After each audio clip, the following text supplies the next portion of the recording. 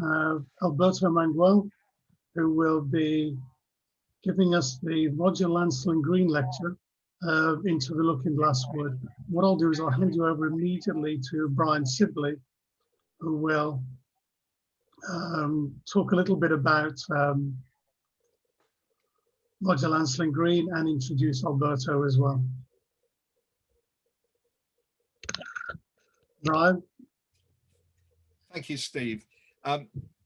This book, which if you can see it, I'm holding up. Let me get it right into the frame. Everything goes backwards, of course, and I never remember.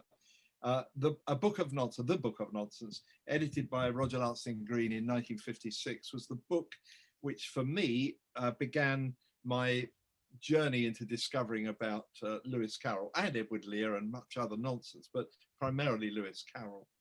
And Roger Lancelyn Green, who was for some while a honorary vice president of the Lewis Carroll Society, and indeed was one of the founders of the organization, was an extraordinary man. He was somebody who I met through books, and eventually was proud to say that he became a friend of mine until his death in 1969, 1987, I mean. He was somebody who had, as you can, if you've ever seen a picture of him sitting in his famous picture of him sitting in his library, surrounded by books. He was a man who was born of books. And I mention this because our speaker tonight is another person who was bred in books and lives in books and talks and writes about books.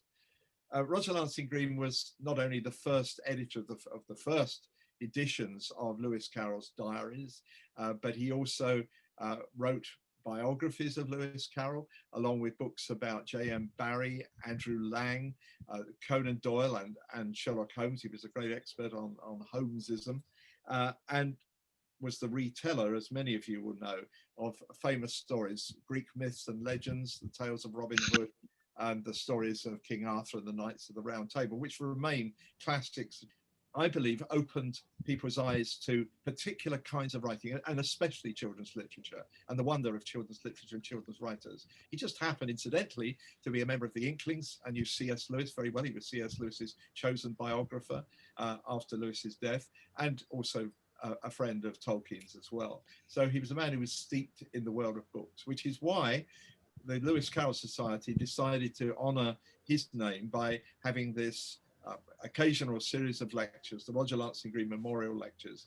Past speakers at this lectures, including most recently Chris Riddle, but also Gillian Beer and Jonathan Miller, and a number of other people across the years. And tonight we're especially proud and honored to have with us Alberto Manguel, because he is a man, as I've said, of extraordinary books. You can't see the title to this book because it's kind of embossed, but it's called A History of Reading. And that kind of sums up Alberto's career. I purchased this book. He's, I think, quite amused when I told him this. I purchased this book on eBay and found it was inscribed to Brian, our history, and then his autograph, Toronto, the 6th of November, 2015. And we decided that probably I must have been in Toronto in 2015, as he must have been, obviously was, to have signed this book for me in advance of my actually getting it, which feels kind of Carrollian. This book is one of his most recent books called Fabulous Monsters. It's an absolutely fascinating account of character, literary characters, not all of them monsters, but there are some, because Frankenstein and Dracula are in there, along with Alice and Superman, and, as he calls it, other literary friends. A really engaging and diverting book, and amongst the many other books, this book, which of course has given the title to his lecture to us tonight, Into the Looking Glass Wood. And the thing about this book in particular, and the essay which takes its gives the title to the volume, and the back of the book, you'll be pleased to know, is of course in looking glass form. It is about identity, and Alice's identity, it seems to me, is one of the motivating fascinations with the stories. The fact that we are constantly intrigued in Alice and who she is and how she is perceived by other characters and how she reacts to other characters. So I know we're going to have a fascinating talk this evening. Alberto, thank you so much for honoring us with your presence, and I'll hand over to you now, and we await your every word with bated breath. Thank you. Thank you, Brian. Thank you, Stephen. Thank you all for this extraordinary honor of asking me to give the Roger Lancelyn Green lecture. As with Brian, I started to know who Lewis Carroll was reading Roger Lancelyn Green's very short biography of Carroll, and then going on to the diaries and his book on nonsense and so on. So he is one of my literary heroes, and I'm so pleased to be giving this lecture and with you all in the Lewis Carroll Society. When I was 8 or 9, in a house that no longer stands, someone gave me a copy of Alice's Adventures in Wonderland and Through the Looking Glass. Like so many readers, I have always felt that the edition in which I read a book for the first time remains for the rest of my life the original one. Mine, thank the stars, had John Tenniel's illustrations and was printed on thick, creamy paper that reeked mysteriously of burnt wood. There was much I didn't understand in my first reading of Alice, but that didn't seem to matter. I learned at a very early age that unless you are reading for some purpose other than pleasure, as we all sometimes must for our sins, you can safely skim over difficult quagmires, cut your way through tangled jungles, skip the solemn and boring lowlands, and simply let yourself be carried by the vigorous stream of the tale. Not that there is anything solemn or boring in Alice's books. However, this is the freedom to which Roger Lancelyn Green referred to when he said that the author of Alice had, and I quote, the wonderful power of looking at anything he chose from the true angle of a real child, and of translating the child's reactions into vivid and reasoned language, curved and directed by the brilliant mind of a grown man. This extraordinary gift allowed Lewis Carroll to recognize, for example, the genius in this logical girl's observation: I'm glad I don't like carrots, because if I liked carrots, I'd have to eat them, and I loathe them. Further than this empathetic gift of Lewis Carroll's, Green said quite accurately that we cannot explain Alice any more than by saying that it is the work of a unique genius. As far as I can remember, my first impression of the adventures was that of a physical journey on which I myself became poor Alice's companion. The fall down the rabbit hole and the crossing through the looking glass were merely starting points, as trivial and wonderful as boarding a bus. But the journey, when I was 8 or 9, my disbelief was not so much suspended as yet unborn, and fiction felt at times more real than everyday fact. It was not that I thought that a place such as Wonderland actually existed, but I knew that it was made of the same stuff as my house and my street and the red bricks that were my school. A book becomes a different book every time we read it. That first childhood Alice was a journey like the Odyssey or the Adventures of Pinocchio. but I've always felt myself a better Alice than a king of Ithaca or a wooden puppet. Then came the adolescent Alice, and I knew exactly what she had to put up with. When the March Hare offered her wine when there was no wine at the table, or when the caterpillar wanted her to tell him precisely who she was and what she meant by that.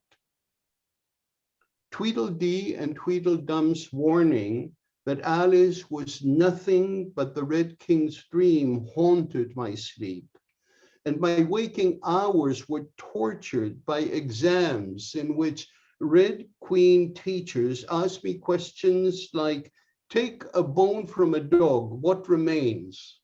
Or what's French for twiddle-dee-dee? Fiddle-dee-dee. Later in my 20s, I found the Knave of Hearts Trial, collected in André Breton's Anthologie de l'Humour Noir, and it became obvious that Alice was a sister of the Surrealists. After a conversation with the Cuban writer Severo Sarduy in Paris, I was startled to discover that Humpty Dumpty owed much to the structuralist doctrines of postmodernist reviews such as Change and Tel Quel.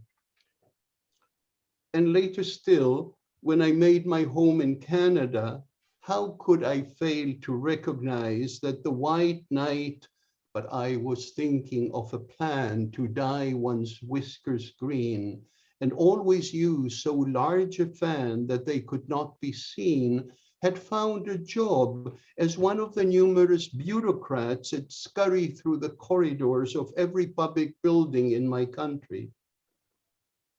In all the years during which I've read and reread Alice, I've come across many other different interesting interpretations of her books, but I can't say that any of these have become in any deep sense my own. The readings of others influence, of course, my personal reading, offer new points of view or color certain passages, but mostly they are like the comments of the gnat who keeps naggingly whispering in Alice's ear, "You might make a joke of that." I refuse. I am a jealous reader, and I would not allow others a jus primae noctis with the books that I read. The intimate sense of kinship established so many years ago with my first Alice hasn't weakened. Every time I reread her, the bonds strengthen in a very private and unexpected way. I know bits by heart. My children, my eldest daughter is of course called Alice, tell me to shut up when I burst yet again into the mournful strains of the Walrus and the Carpenter.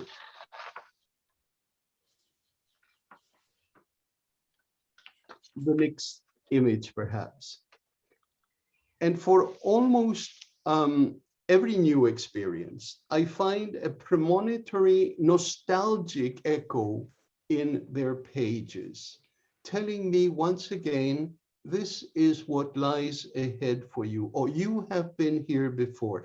I once made a bet with a friend that I could find an Alice quote for any subject she might care to mention. She mentioned the Exxon Valdez spill in Alaska that had just taken place when Exxon refused to acknowledge that they had poured 37,000 tons of oil into the water and blamed instead the Alaska Coast Guard for allowing the ship to sail. I remembered the Wool and Water chapter and promptly quoted, "I didn't put him there and I'm not going to take him away." I won my bet. The next image. One adventure among many describes for me not any particular experience I've had, but rather seems to address something vaster, an experience or if the term is not too grand, a philosophy of life. It takes place at the end of chapter 3 of Through the Looking Glass. After passing through her reflection and making her way across the chessboard country that lies behind it, Alice reaches a dark wood. She has been told things have no name. Well, at any rate, it's a great comfort, she says bravely, after being so hard to get into the what. Astonished at not being able to think of the word, Alice tries hard to remember. I mean, to get under this, you know, putting her hand on the trunk of a tree. What does it call itself, I wonder? I do believe it's got no name. Why, to be sure it hasn't. Trying to recall the word for the place she is in, accustomed to putting into words her experience of reality, Alice suddenly discovers that nothing actually has a name, that until she herself can lend a name to something, that thing will remain nameless, present but silent, intangible, as an ineffable ghost. Must she remember these forgotten names, or must she make them up, brand new? Well, hers is an ancient conundrum. The next image, please. After creating Adam out of, there we are, after creating Adam out of the dust of the ground and placing him in a garden east of Eden, as the second chapter of Genesis tells us, God went on to create every beast of the field and every fowl of the air and brought them to Adam to see what he would call them. And whatever Adam called every living creature, that was the name thereof. For centuries, scholars have puzzled over this curious exchange. Was Adam in a place like Looking Glass Wood where everything was nameless? And was he supposed to invent names for the things and creatures he saw? Or did the beasts and the fowl have names that God created and gave to them? Names which Adam was meant to know and which he has to pronounce like a child seeing a dog or the moon for the first time. And what do we mean by name? The question, or a form of the question, is asked in Through the Looking Glass. A few chapters after crossing the nameless wood, Alice meets the doleful figure of the White Knight, who in the authoritarian manner of adults tells her that he will sing a song to comfort her. The name of the song, says the knight, is called Haddock's Eyes. Next image, please. Oh, that's the name of the song, is it? Alice said, trying to feel interested. No, you don't understand, the knight said, looking a little vexed. That's what the name is called. The name really is the aged man. Oh, then I ought to have said that's what the song is called, Alice corrected herself. No, you oughtn't. That's quite another thing. The song is called Ways and Means, but that's only what it's called, you know. Well, what is the song then, said Alice, who was by this time completely bewildered. I was coming to that, the knight said. The song really is a sitting on the gate, and the tune's my own invention. As it turns out, the tune isn't his own invention, as Alice points out, and neither are the knight's careful distinctions between what a name is called, the name itself, what the thing it names is called, and the thing itself. These distinctions are as old as the first commentators of Genesis. The world into which Adam was inducted was innocent of Adam. It was always also innocent of Adam's words. Everything Adam saw, everything he felt, as everything he fancied and feared, was to be made present to him, as eventually to every one of us, through layers of names, names with which language tries to clothe the nakedness of experience. It is not by chance that once Adam and Eve lose their innocence, they are obliged to wear skins so that, says a Talmudic commentator, they might learn who they were through the shape that enveloped them. In much the same way, once the fawn realizes, I'm a fawn, and dear me, you're a human child, a look of alarm comes into its beautiful brown eyes. And in another moment, it had darted away at full speed. Words, the names of things, give experience its reason of being and drives us into action. Like Adam's obligation, like that of Alice, the task of naming belongs to every reader. Those who can't or choose not to read must name their experience as best they can, constructing verbal sources, as it were, by imagining their own narratives in the manner of Father William or the aged man. Lewis Carroll was above all an inventive reader, making the words of others his own by ingenious twistings and turnings of the tongue. And not merely ingenious, I mean, he managed to make words obey him, assuming the role of a kind of benevolent Humpty Dumpty, coaxing words into rendering meanings that the words themselves must have hardly suspected they possessed. Take care of the pence, and the pounds will take care of themselves, is the banal goody two-shoes Victorian bromide. Change the P's into S's, as the Duchess does, and you get a splendid rule for writing clearly. Next picture, please. Lewis Carroll's gift was a precocious one. His teacher at Richmond Grammar School described his 14-year-old student in these terms.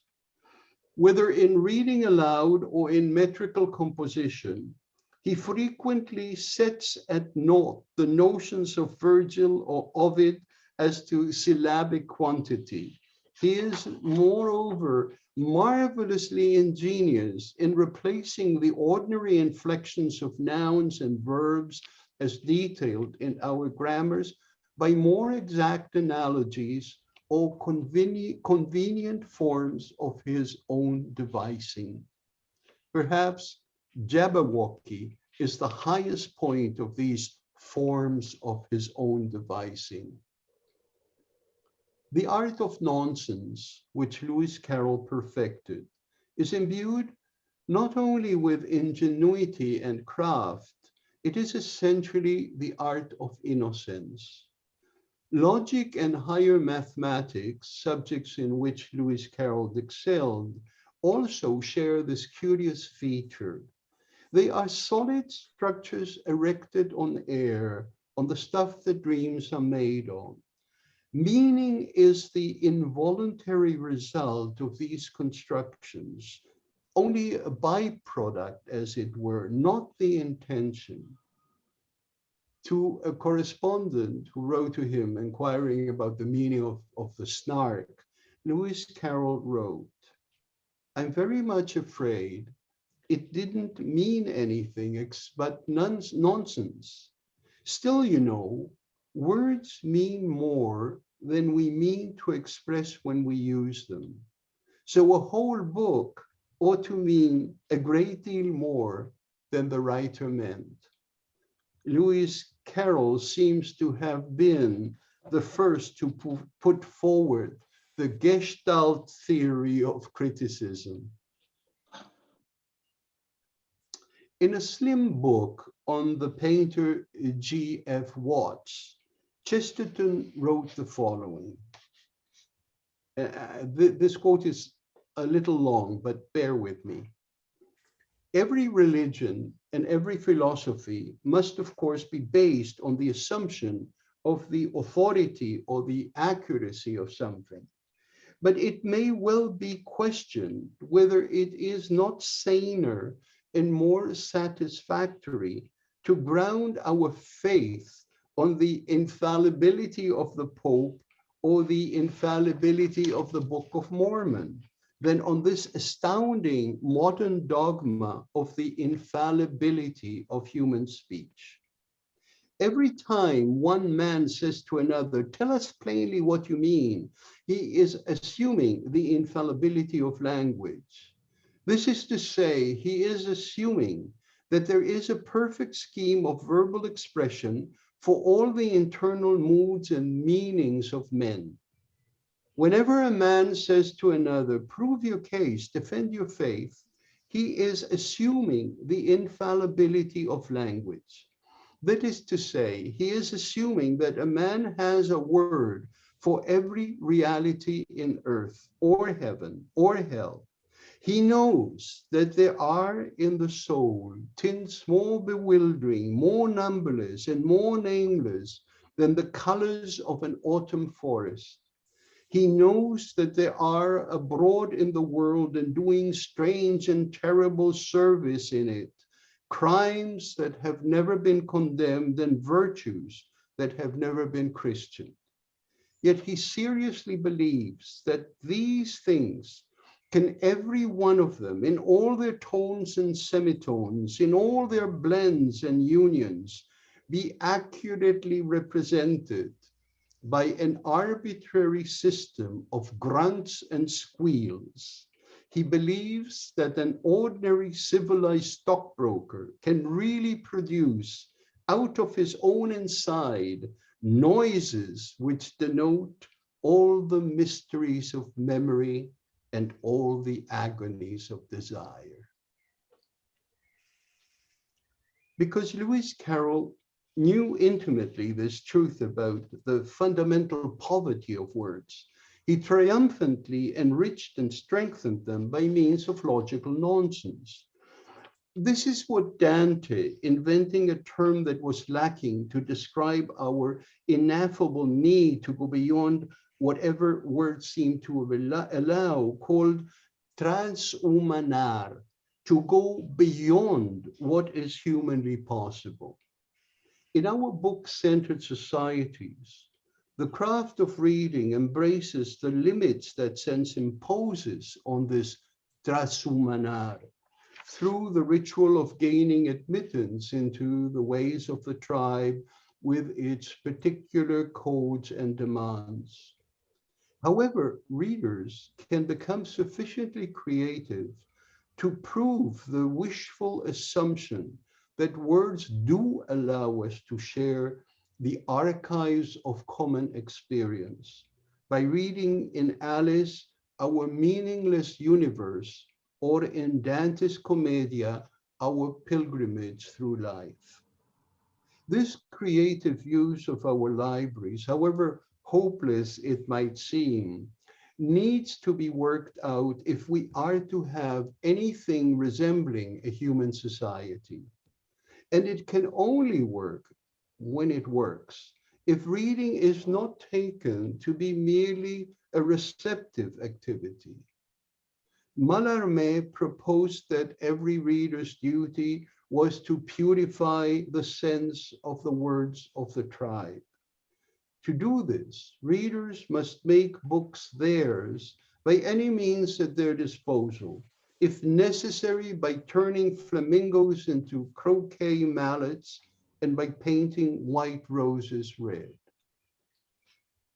In endless libraries, like thieves in the night, readers pilfer names, vast and marvelous creations as simple as Alice and as far-fetched as Rumpelstiltskin.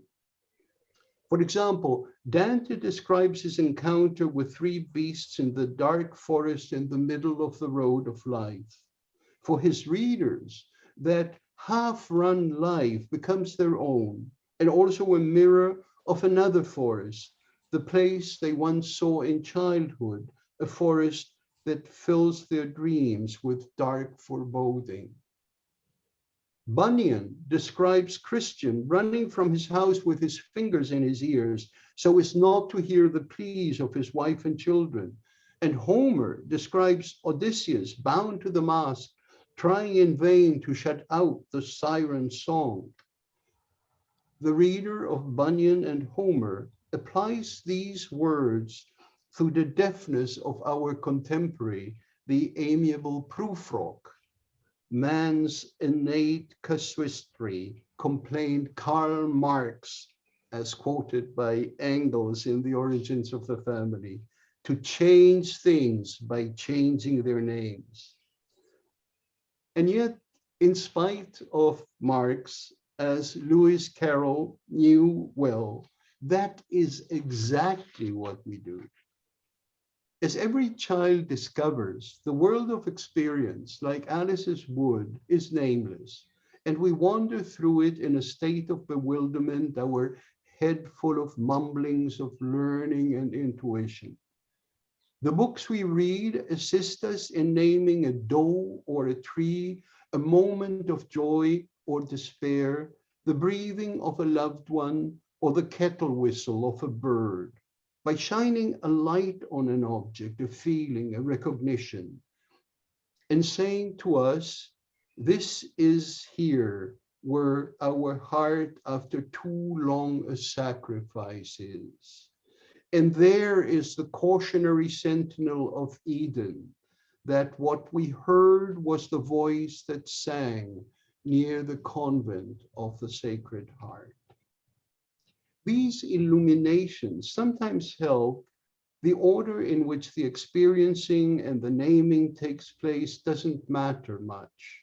The experience may come first, and many years later, the reader will find the name to call it in the pages of King Lear. Or it may come at the end, and a glimmer of memory will throw up a page we had thought forgotten from a battered copy of Treasure Island. There are names made up by writers that a reader refuses to use because they seem wrong-headed or trite or even too great for ordinary understanding, and are therefore dismissed or forgotten, or kept perhaps for some crowning epiphany that the reader hopes will one day require them. But sometimes words help to name the unnameable. You want him to know what cannot be spoken and to make the perfect reply in the same language, Tom Stoppard says in The Invention of Love. Sometimes a reader can find in a page that perfect reply. The danger, as Alice and her White Knight knew, is that we sometimes confuse a name and what we call a name, a thing and what we call a thing. The graceful phantoms on a page with which we so readily tag the world are not the world. There may be no names to describe the torture of another human being, the birth of one's child. After creating the Angels of Proust or the Nightingale of Keats, the writer can say to the reader, into my hands I commend my spirit, and leave it at that. But how is a reader to be guided by these entrusted spirit to find his way, her way in the ineffable reality of the wood? The next.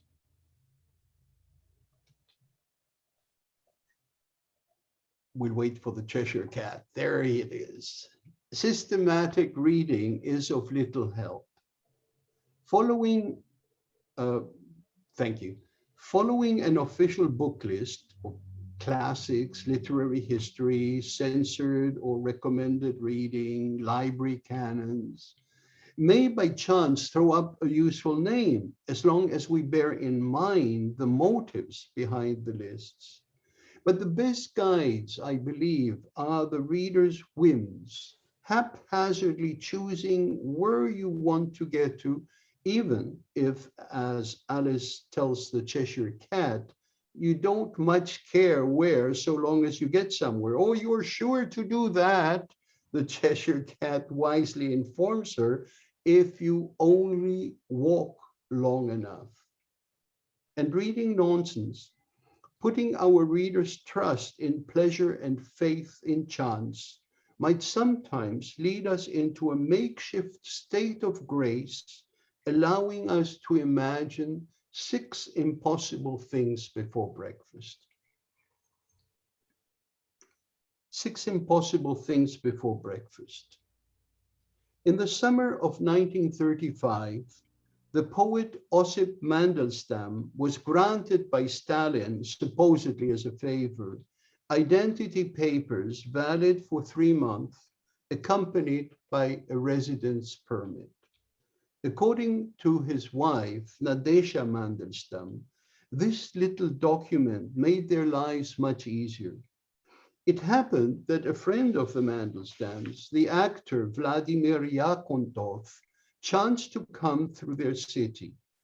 In Moscow, he and Mandelstam had amused themselves by reading from ration books in an effort to name Paradise Lost. Now the 2 men did the same thing with their identity papers. The scene is described in Hope Against Hope and will remind readers of Alice of the melancholy singers of Turtle Soup. I quote, "It must be said that the effect was even more depressing. In the ration book, they had read of the coupons solo and in chorus. Milk, milk, milk, cheese, meat.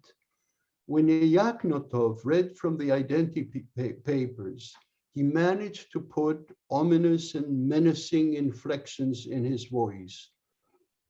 Basis on which issued, by whom issued, special entries, permit to reside, permit to reside, permit to reside. All true readings are subversive, against the grain, as Alice, a sane reader, discovered in the looking glass world of mad name givers. The Duchess calls mustard a mineral, the Cheshire Cat purrs and calls it growling, a British Prime Minister cuts Britain off from Europe and calls it progress, a Swiss businessman traffics in loot and calls it commerce, an Argentinian president shelters murderers and calls it amnesty. This is the triumph of Humpty Dumpty's scornful use of language. When I use a word, he tells Alice, it means just what I choose it to mean, neither more nor less. Against such misnomers, readers can open the pages of their books.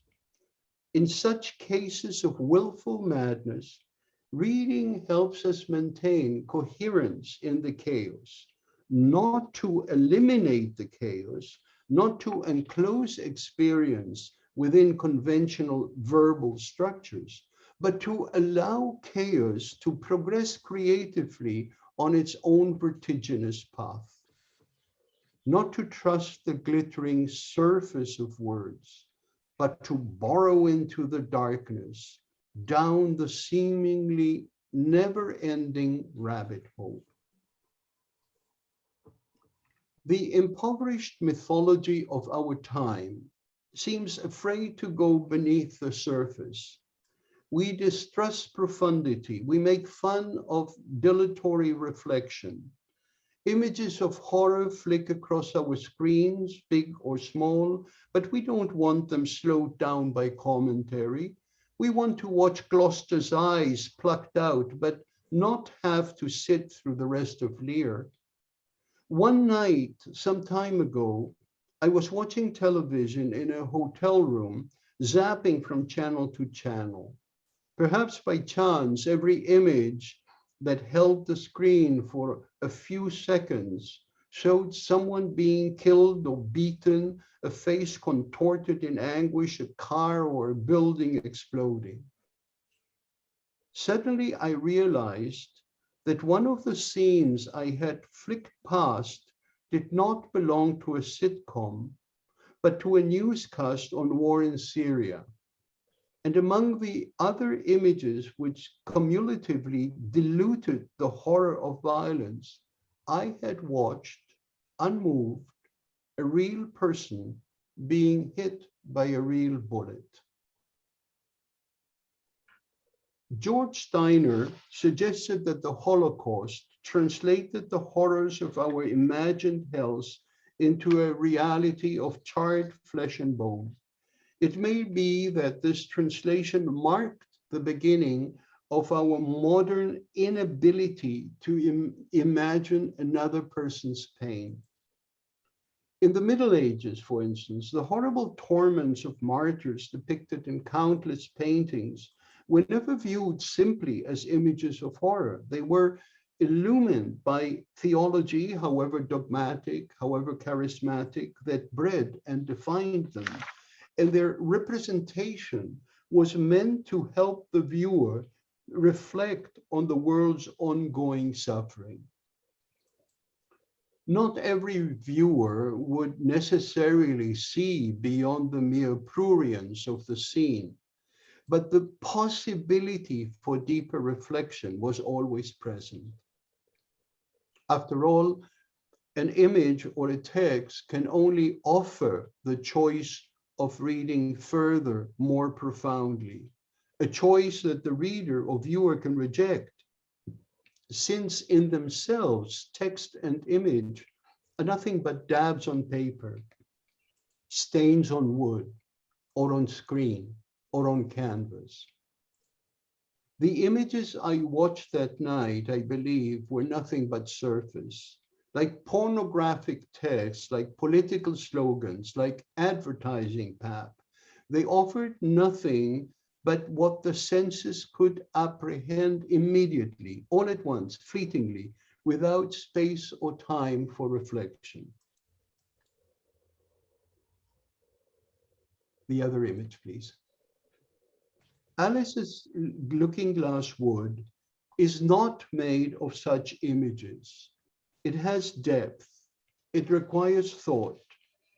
Even if for the time of its passing, it offers no vocabulary to name its own elements. True experience and true art, however uncomfortable the adjective has become, have this in common. They are always greater than our comprehension, than our capabilities of comprehension. Their outer limit is always a little past our reach, as the Argentinian poet Alejandra Pizarnik once described.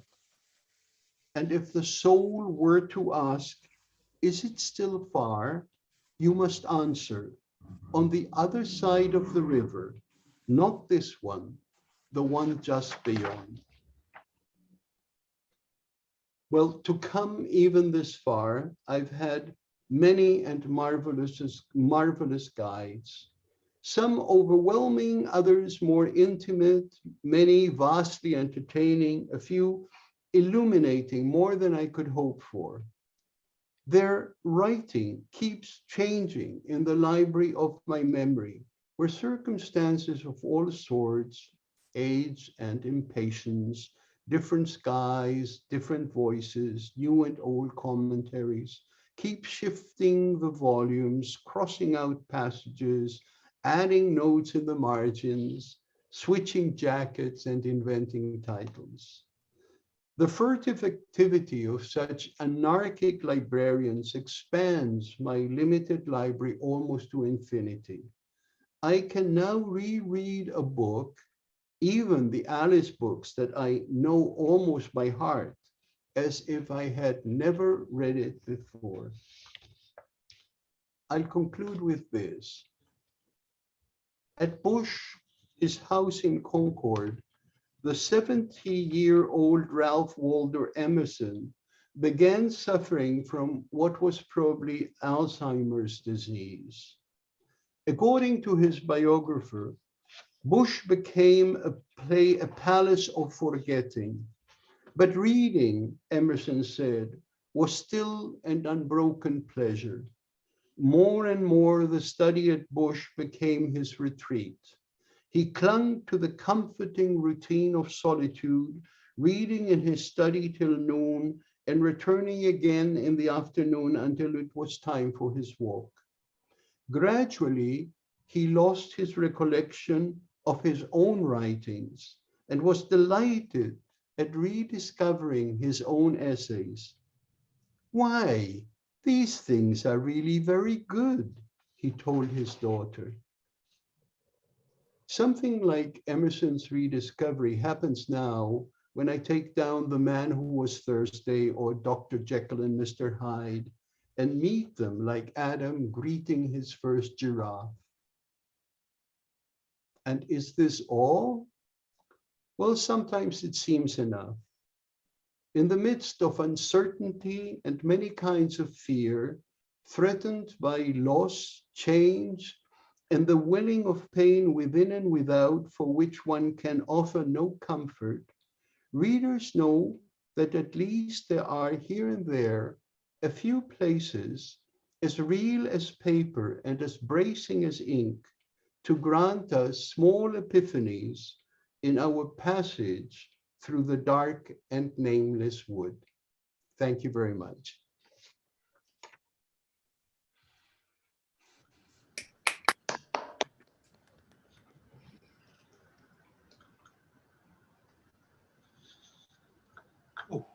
Thank you very much, Alberto. Because I've read the text, I've read the text as well. So, I mean, you've covered G K Chesterton as well as Lewis Carroll. It's quite remarkable. I'll just have a check and see in the chat some of the questions that have come up. We've got people from the Dickens Fellowship and the Sherlock Holmes Society of London. Splendid. Good friends. Well, I mean, I think there's a link, isn't there, Brian, between Roger Lancelyn Green and the Sherlock Holmes Society of London?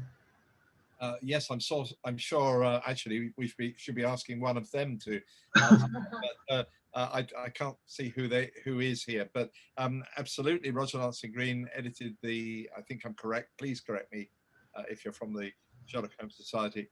The Sherlock Holmes Society's magazine or newsletter, and wrote a number of books about Holmes. It was as indeed was his son Richard Lancelyn Green, who was a really noted expert on Holmes, and maybe part of the quirkiness of what Alberto's been opening to us is that the mystery which Holmes typifies and Doyle in writing about him, of the mystery of understanding or getting to the heart of things which can't be understood.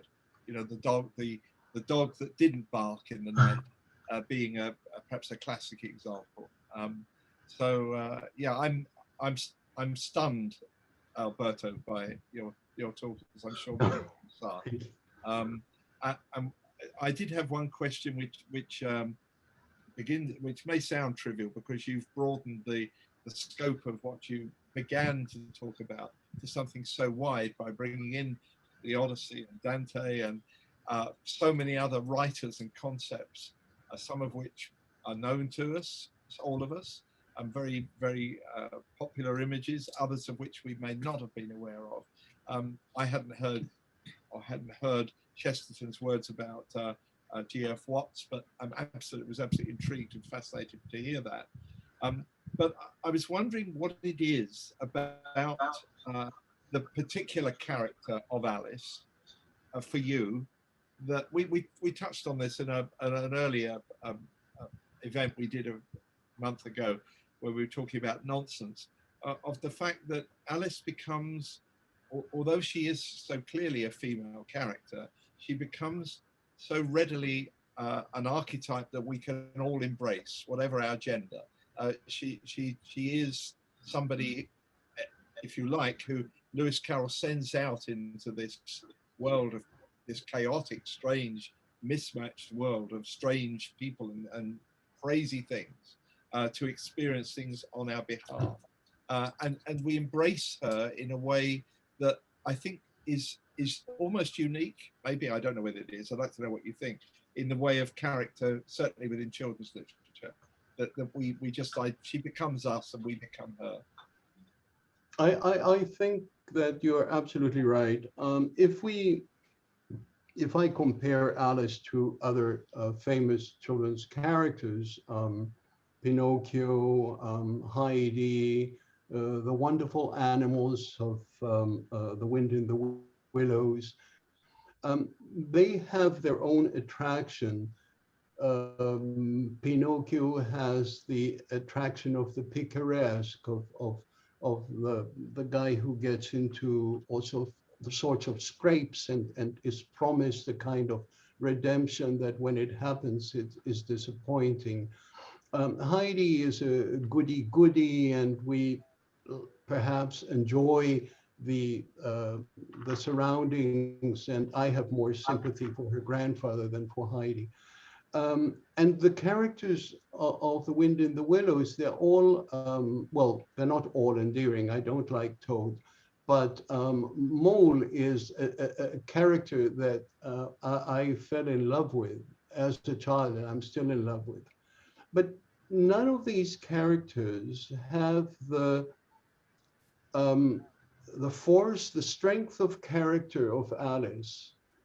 None of them confronts the absurdity of the world and the cruel absurdity of the world, because the Alice books are very cruel, with such a passionate logic, where she can, at the end of that wonderfully nonsensical trial, stand up and say, "Stop and nonsense.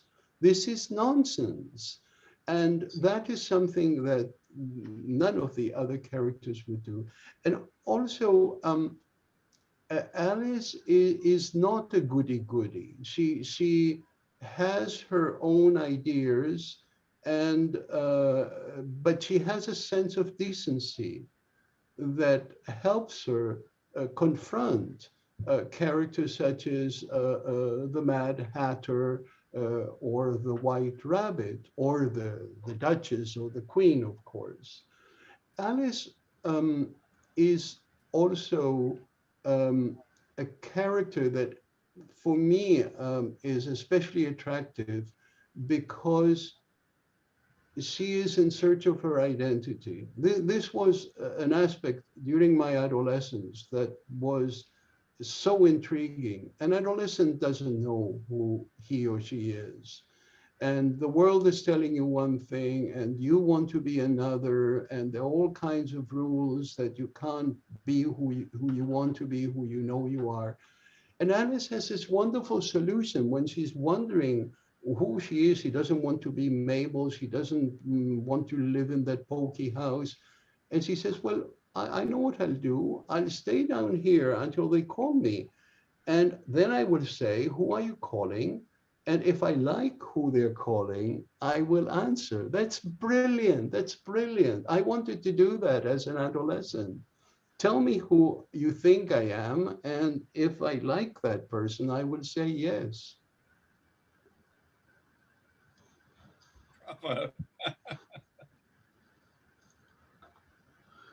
Another question was, in literature, how does the relationship or dialogue between, because you came up, you mentioned this a few times, Alberto, the relationship and dialogue between naming and calling affect the intent or strength of those words to act as symbols or analogies?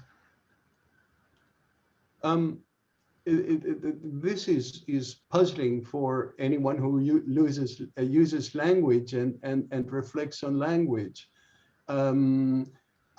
I remember an experience that made me think about the White Knight song. I had a stroke a few years ago, and nothing happened to my body, but I lost the ability to use words.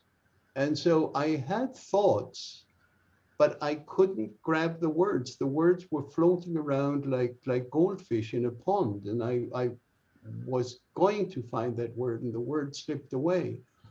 And so I thought, what am I thinking? Are my thoughts the things that are, and I have to put names to those things? Or is it the name of the thing that I am looking for? What is that relationship between the words that name and the thing itself and the name of the thing? Another writer that I didn't mention, but that is there on my shelf, of Lewis Carroll, Edward Lear, Conan Doyle, Dickens, Chesterton, is Kipling. Kipling is one of my most favorite writers. And in one of the Just So stories, how the alphabet was invented, the little girl who invents the alphabet does exactly that.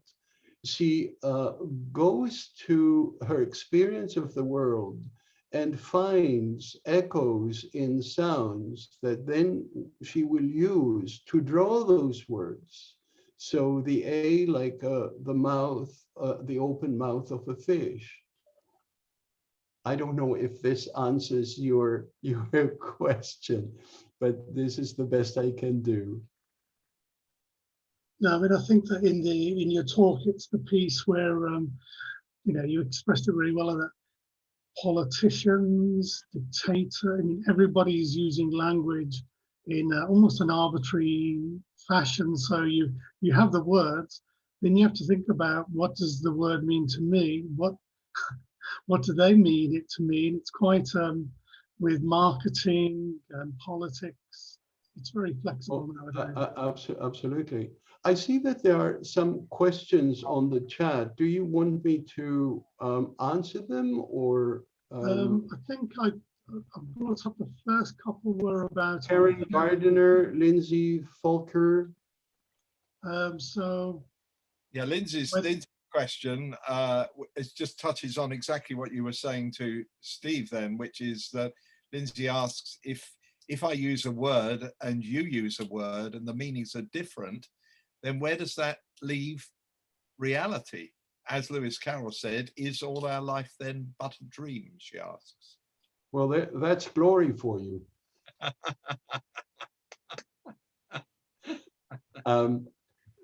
We know all this, but in spite of all this, we have to use words. We have to communicate. And even if by saying a tree, I mean something specific in my garden, and you hear the word and think of something that is different, still there are some common atoms of similarity and meaning that allow for some kind of epistemological communication.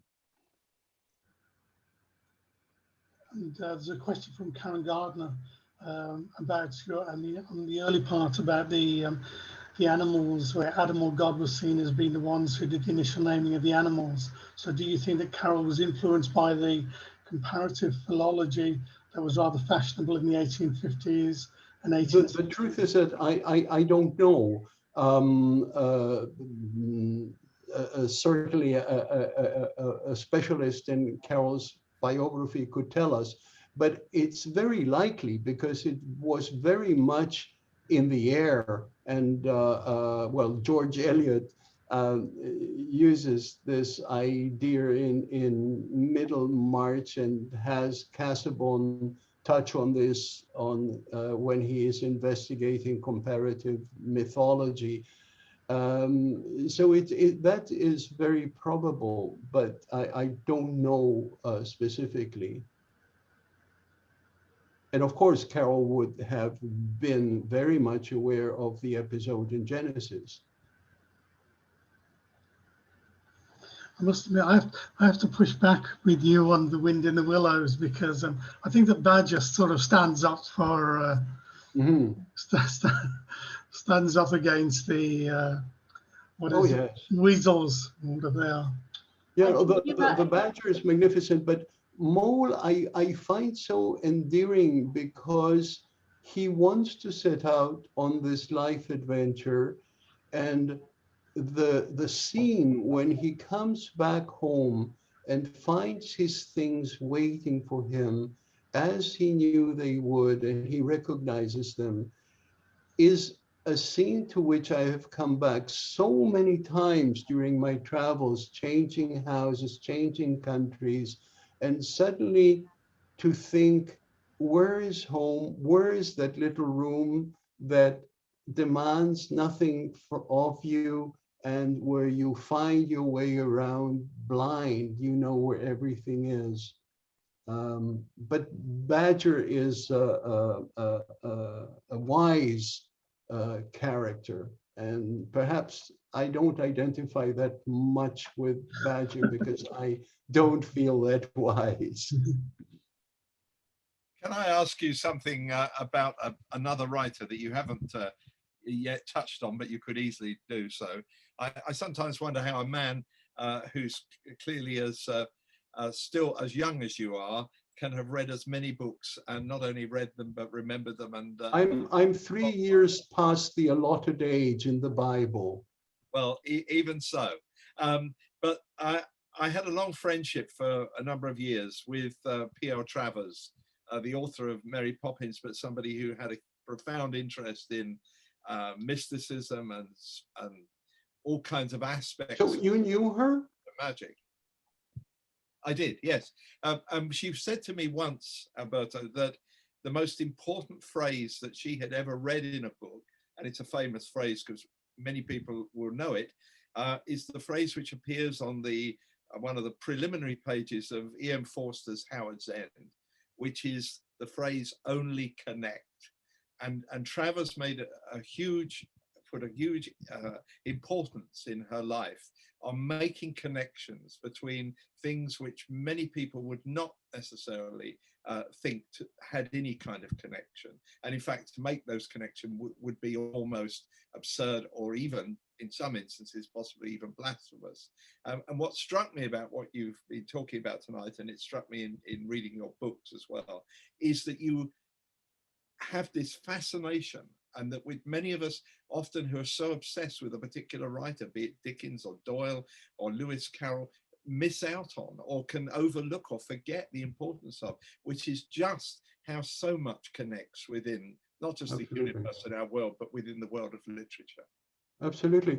But if we abandon the habit of signing books and giving books the name of the authors, we could read with such freedom and see how, for instance, the chapter Wool and Water influenced the first magnificent chapter of Our Mutual Friend. And there is the same writer somehow changing style slightly, changing angles slightly, but it's really the work of the human imagination that spans every word written from Gilgamesh onwards. Thank you.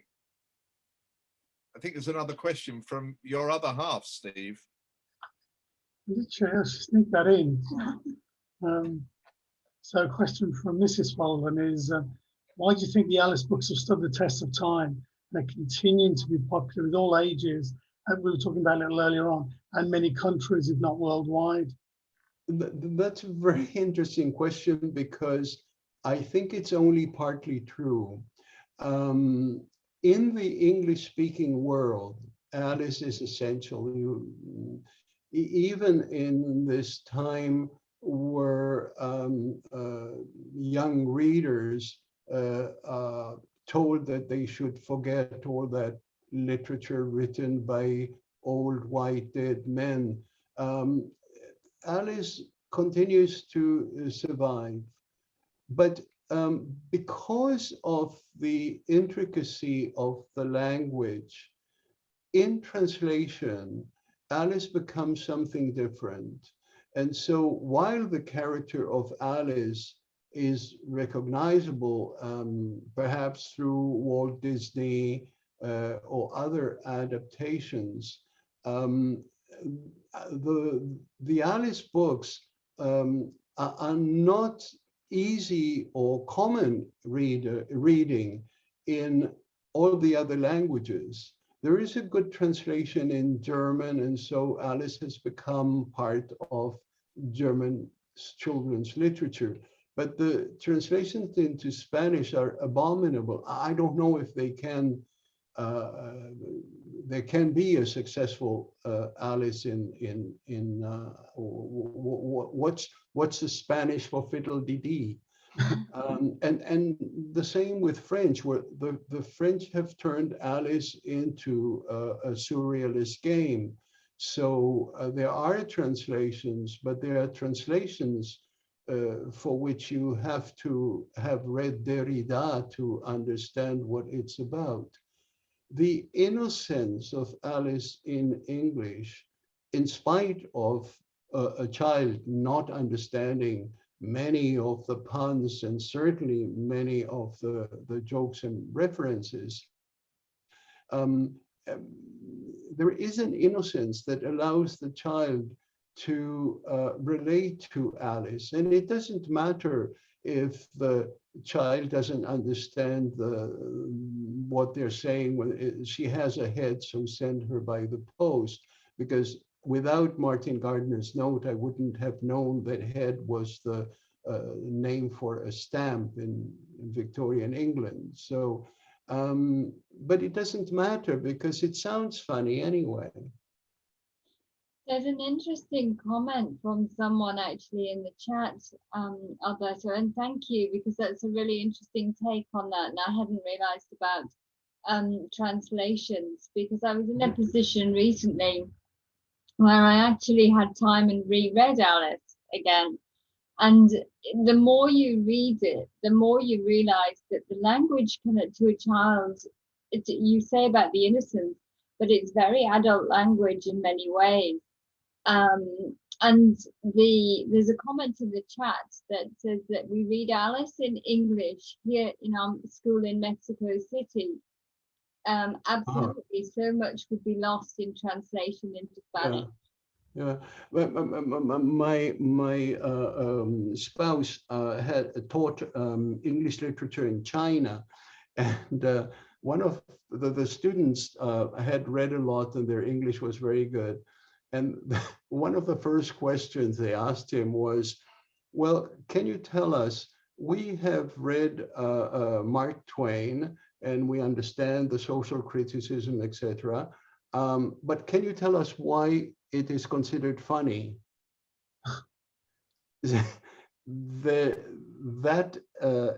In Spanish, Alice is not funny.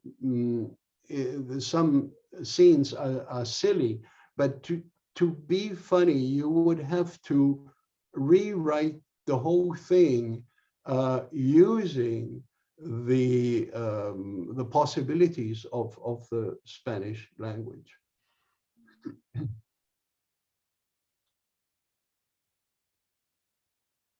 Just check see if there's any other questions there. Is there any questions from people generally? Could I ask a question? Yeah. Alberto, I was very interested in your quote from The Tempest, "We are such stuff as dreams are made on," Yes. and used it with reference to mathematics, which I thought was a fascinating idea, that the whole of mathematics is built on nothing, which for me fits in very much with some of the things Lewis Carroll did in his work on logic, particularly what the tortoise said to Achilles, where it's just a repetitive argument, but it's not founded on anything. That ends with one of the worst puns that Yeah. Carroll has invented. If you call me tortoise, will you call me kill ease? Yes. That's bad. Well, it's well, just going off at a sidetrack there. Actually, what I like about that is, for some people, that What the Tortoise Said to Achilles is one of Lewis Carroll's most brilliant, I won't say inventions, or maybe it's a discovery. Whether it's a discovery or an invention is another argument, but one of the most brilliant things. And yet he puts that pun, that joke in at the end, which I think dismisses that whole argument about whether there's a difference between Charles Dodson, the serious mathematician, and Lewis Carroll, the humorist. They're always, even when he's being the serious mathematician, he can't resist putting in the jokes and the humor. But that's a side thing. What my point was, or my question really, I guess, is that I can't draw a distinction between Lewis Carroll, the author of Alice, and the man who comes up with that thing, What the Tortoise Said to Achilles. Yes. And I'm guessing you don't either, because you threw that in there about the quote from Tempest, which of course I've written down, because I think that I've never heard that quote from the Tempest used as in relation to mathematics, which I love that idea. So I guess my question is that really the foundation of everything Lewis Carroll is doing, is that all we have is based on nothing? It all starts with nothing, because we start by the word. Once we name something, and then we can start talking about it. It just seems that, from what you're saying, I wonder if is that the crux? Is that what Lewis Carroll's all about? This idea that everything is built out of nothing? If by nothing you mean a blank page that is given to you for you to build upon, I think perhaps you might be right. But I think in the context of Carroll, we have to be very careful with the idea of nothing, because he was a deeply religious man. And while he would have considered that the material world is nothing compared to the gift of faith, the faith is not nothing. Chesterton, I think, addressed this when he said that those who believe that faith is nonsense might come to understand eventually that nonsense is faith. It's a way of addressing your point about building on nonsense, building on nothing, building on something that is not the structured assumption of the philosophy, and then taking it from there onwards. Mathematics assumes the existence of numbers, but knows that they don't have physical consistency. And I wonder whether Carroll, I haven't seen this, but again, I'm not a Carroll specialist, whether he commented on the notion of imaginary numbers, which is a very Carrollian concept. In his professional work, there's very little evidence.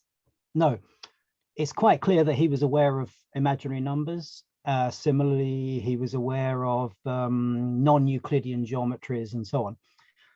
In his professional work, he didn't do anything much at all in that. But then it wasn't required of him at Christ Church at that time to break new boundaries. No. He adopted the role of teacher rather than explorer of mathematics. He was finding new ways, original ways of teaching it. Yeah, but he was certainly aware of I don't know about quaternions and non-Euclidean geometries and so on. Yeah. Well, non-Euclidean geometries appear in the Hunting of the Snark. The map is the product of non-Euclidean geometry, that perfect blank, isn't it? Oh, absolutely. I mean, if you were to put two things on that map, a boat, the boat they're in, and something else, you would have no knowledge of what's the shortest distance between them or which direction they're going in or anything at all. Yeah. Right. There's a couple of comments that pick up on what you've just been talking about there with Mark. Joseph, Karen Gardner's pointed out, if people don't know this book, it is a really interesting book, that Josephine Gableman's book, A Theology of Nonsense, is interesting on this. And there's another note from Stephanie Lovett, and I have to preface that by saying she sent me a photograph of their car, which has all kinds of slogans written all over it. I can only see the boot or the tailgate, as they would say, which has on it, for example, "War is over if you want it," John and Yoko, "Love and peace or else," Oz. This is strict. Some of these are strictly for Americans, but "We have met the enemy and he is us," which, if people don't know, is the wisdom of Pogo from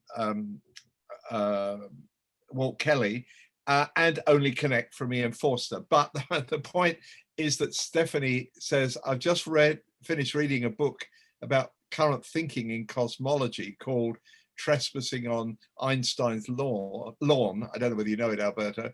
No, I don't, but I will definitely read it. And she But I said, will definitely read A Theology of Nonsense as well. well, she says about trespassing on Einstein's lawn, and maybe this will save you the bother of reading it. She says, "And to give away the ending, everything is in fact nothing." So there you are. But you might like to explore those as well. I'm very interested in Kirara Akashi's comment on translation of Alice in Japan. I think the idea of living backward, translated as living back to the past,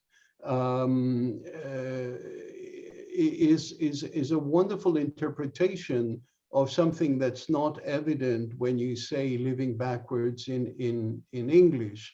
The idea that you have to move very fast to keep in the same place. But I suppose that it has some echoes in Shinto religion. I'm not sure, but there is the idea of to be in the present, you have to go to the past. Am I right? I don't want to get into things that I have no knowledge of. Yes, you're right. And one of the Lewis Carroll Society of Japan, one of the members of Lewis Carroll Society of Japan pointed out this mistranslation. So I'm very surprised to hear that. I didn't realize which is the correct one, which is not correct. So I think Alice is very difficult to understand, even if he is the authority of English literature. Thank you. Thank you.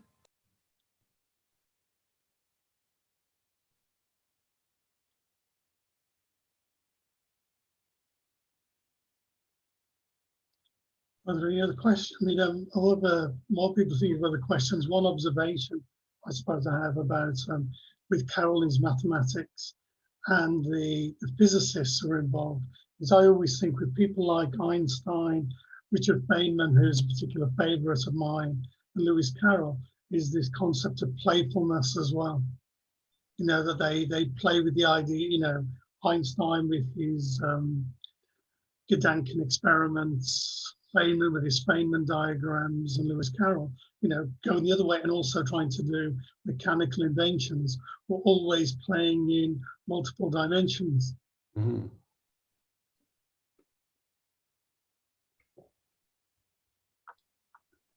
Alberto, can I ask you something about books? I mean, books as which you talk about so lovingly, and caringly and informatively, passionately actually, is the thing itself. You know, that collection you talked about, your edition of Alice and the smell of burnt wood.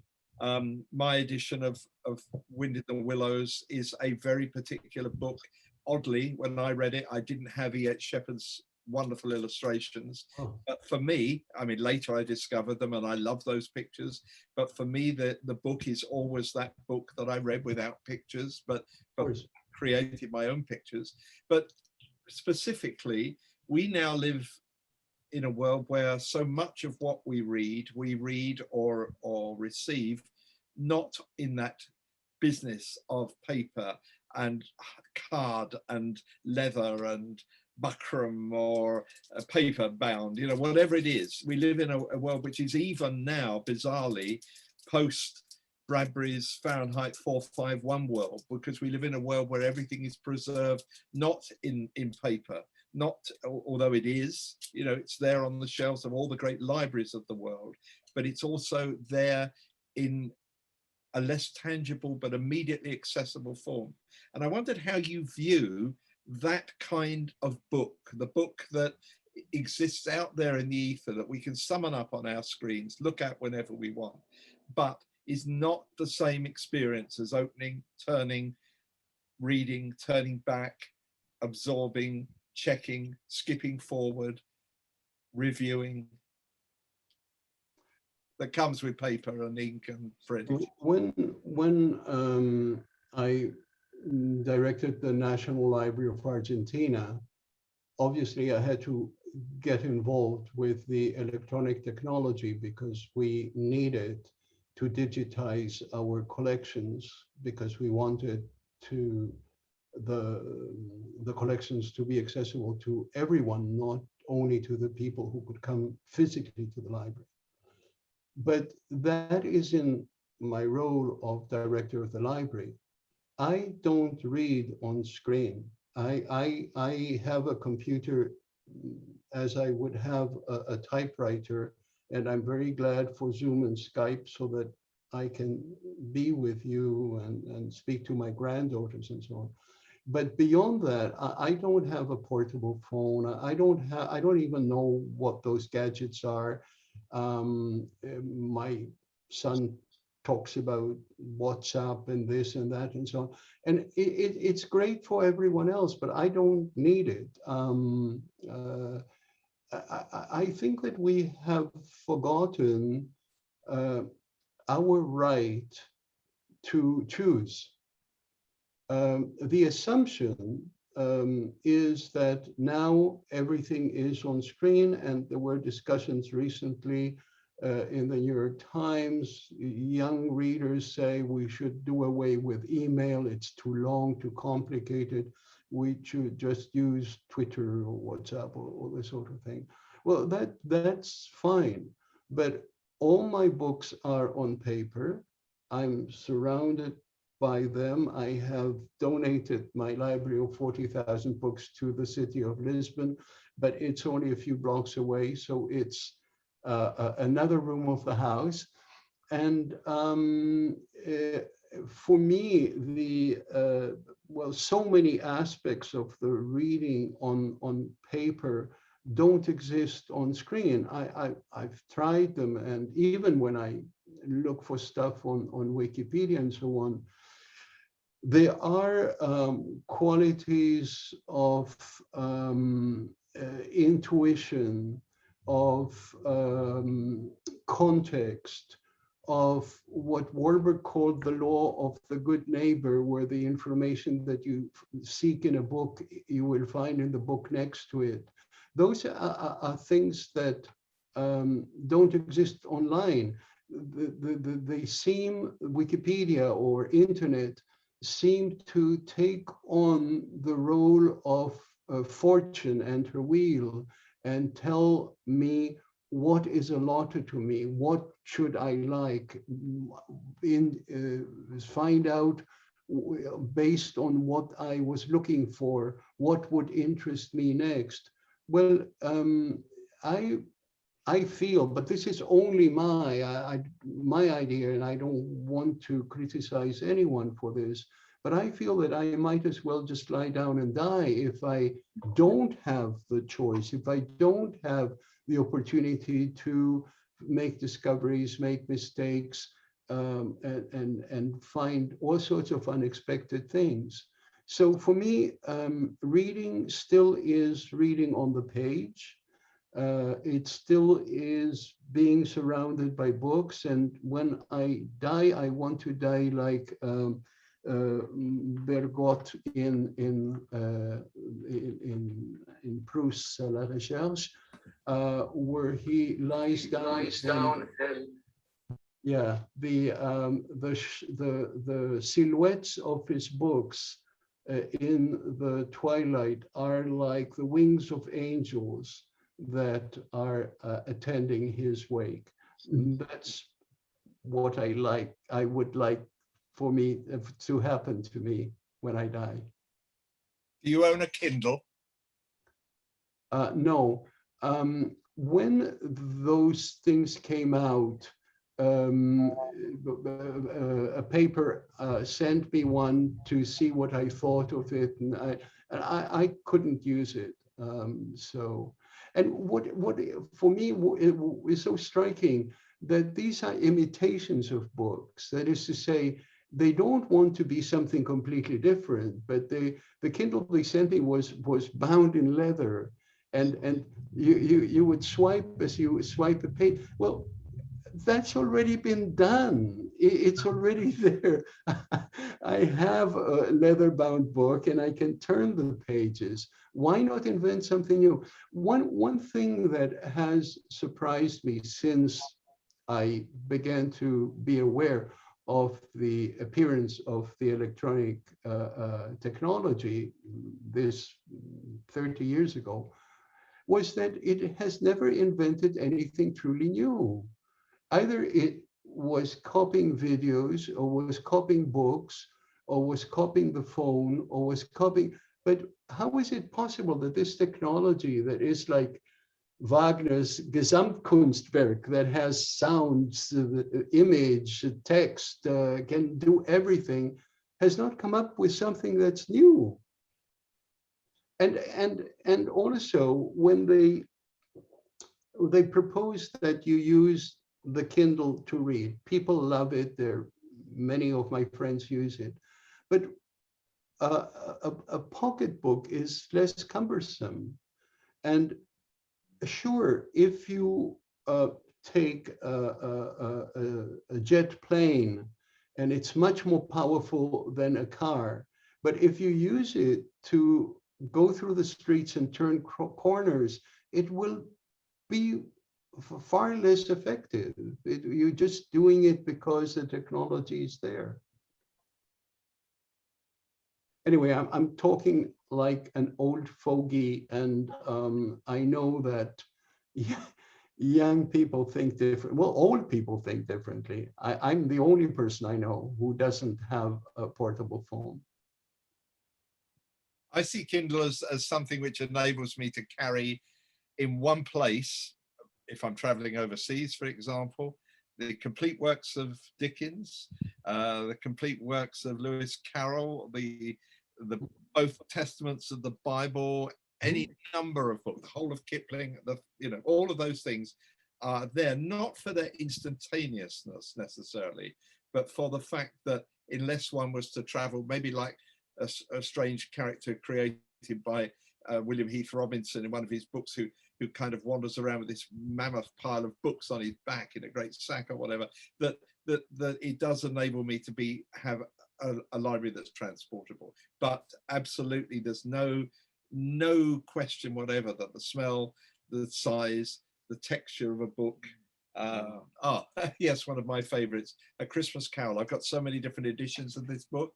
I do too. We will have to compare libraries eventually. And everyone has its different appeal or look or feel, different illustrations, different pageant, and that is what you were saying. It seems to me at the beginning is about reading and rereading and finding things which you didn't see there before, which you know, it is just unique to books. And I thank you for honouring books in the way that you do, because your testimony is wonderful, actually. Thank you. I think, Alberto, you've raised a good technology point as well, because what happens is that with if you are online and you choose a book, it's coming up, and the same with videos and whatever, it comes up with this is what other people who bought what you bought also read. So what you actually lose a little bit is the surprise if you go into a really badly organized bookshop and there's nothing better, is that you might come across something that you've never thought of reading before.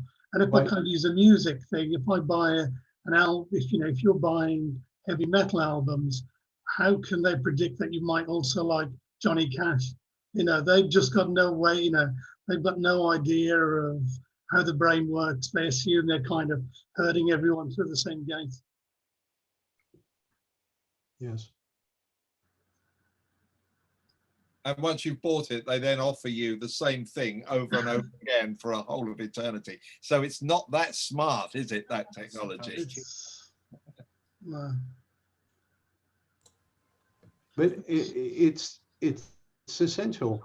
And Horace Walpole had a lady friend who once in his presence said, "Oh, I embrace the universe." And Walpole said, "Well, she'd better. I mean, the technology is there. I would find it very foolish to say, well, I don't embrace the technology. I don't use it, but I embrace it."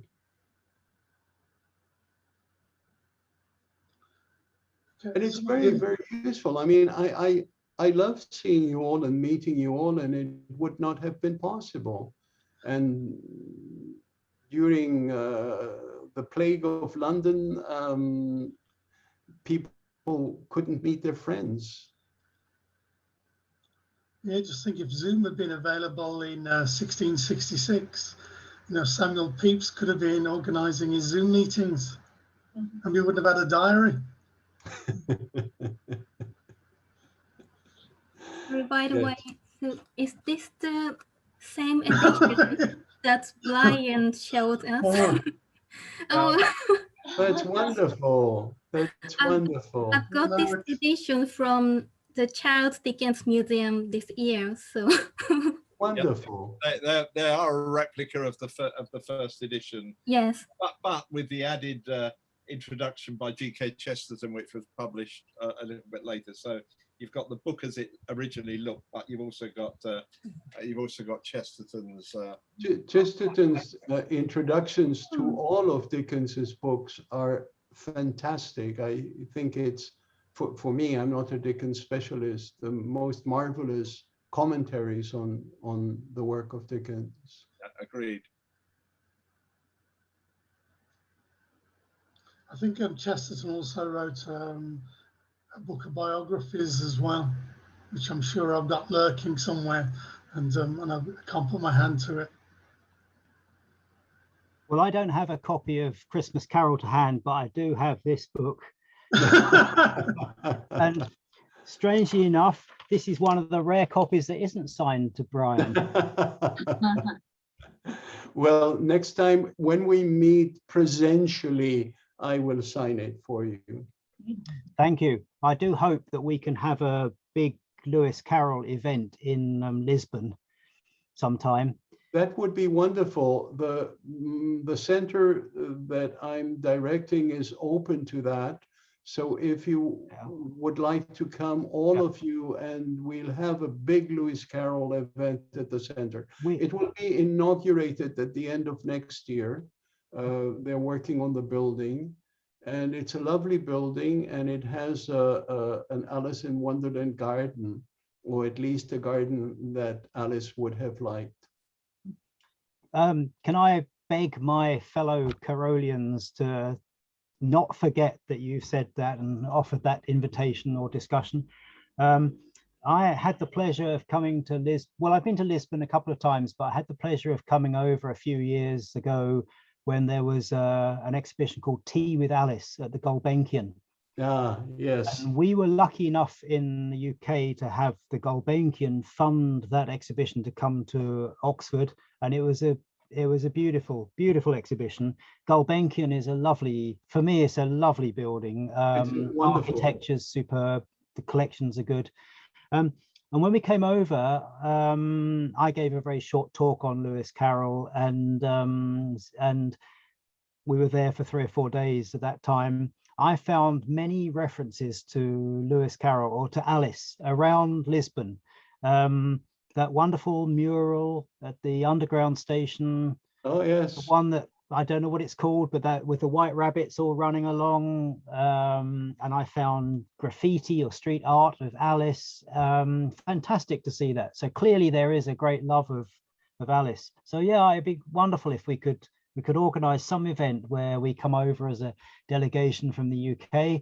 We've got people from around the world here today, so it'd be lovely. Yeah, we must pursue the idea. The invitation is official, and as it's on Zoom, it will be indelible. I think that nothing that appears in the electronic media is ever effaced. It's the plastic of the literary world. My gosh, Alberto, now you're an expert on the technology. That's just incredible. Yeah, Well, we've been to Lisbon. Yeah, we've been to Lisbon as well, and the Gulbenkian. It's a marvelous building, and actually one of the topics that is coming up quite frequently, because I think we have Baz here as well from the Netherlands, Lewis Carroll Society. And what we are trying to look at in the future is organizing international events.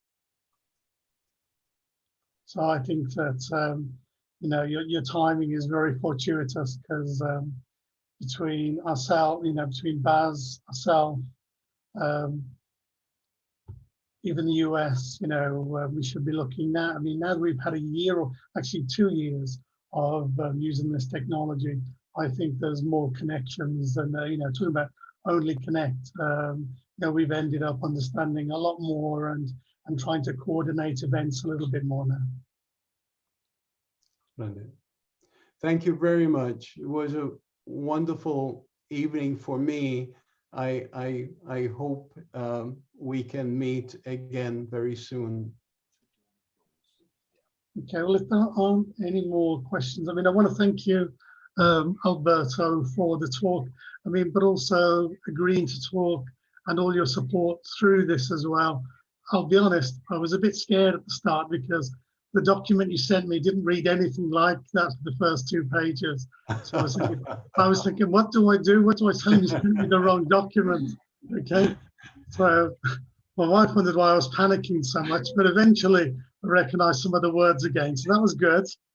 Just, well, you know, that's a problem when you have to send a talk in advance, because you keep rewriting the talk until the last minute. I have scribbled notes from 5 minutes before we began.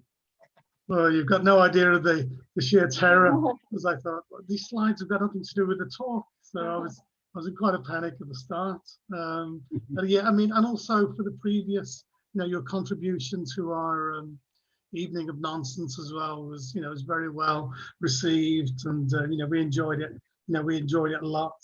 I mean, please, I mean, you know, I know you've become a member since the last meeting. So anyone who isn't a member, I am a member now. Yes. Okay. So anyone who isn't a member, okay, consider yourself scolded. Alberto is a member now. Okay. And so yeah, I mean, so thank you for your support through, you know, through this period, and then also, you know, keep connecting in if you've got questions or you need anything from us. Yourself and Gillian as well, actually. Thank you.